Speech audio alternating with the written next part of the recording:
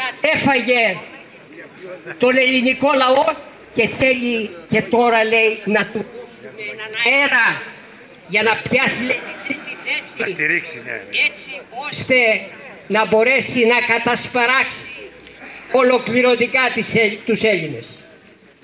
Τι να πούμε βέβαια για το καλό μας τον Αντωνάκη, αυτό το παιδί που όταν εγώ το βλέπω μου θυμίζει τις κόμπρες. Κινούνται πέρα δόθε. Περίμενε μισό λεπτάκι. Έχει πρόβλημα το... Μένω με τις κόμπρες.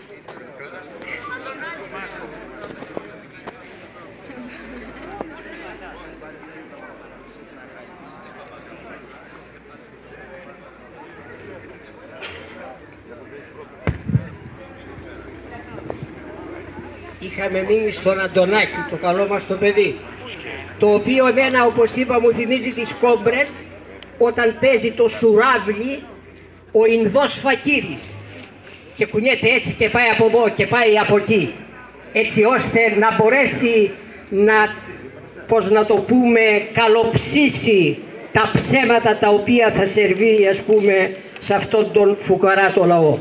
Αλλά προσέξτε, το πιο σκανδαλιστικό για μένα είναι ότι αυτούς τους απατεώνες, αυτούς τους προδότες, τους πρωτοφανείς στην ελληνική ιστορία, τους υποστηρίζουν ποιοι νομίζετε?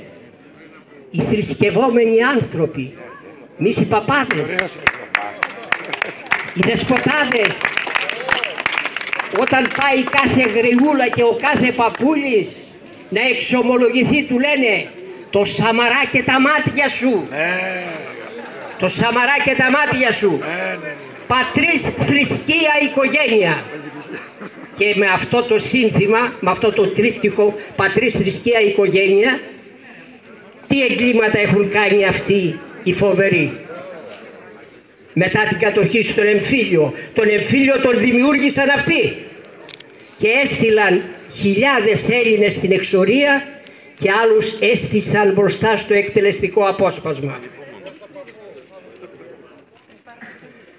Και για να καταλάβουμε ποια σχέση έχουν αυτοί με την πατρίδα, την πατρίδα, λέει, παραιτήθηκαν από την εθνική κυριαρχία οριστικά και τελεσίδικα οι αρχιπροδότες. Ναι, και πάνε οι χριστιανοί, οι λεγόμενοι χριστιανοί, οι αντίχριστοι χριστιανοί και τους ψηφίζουν. Και θέλετε να καταλάβετε τη γνώμη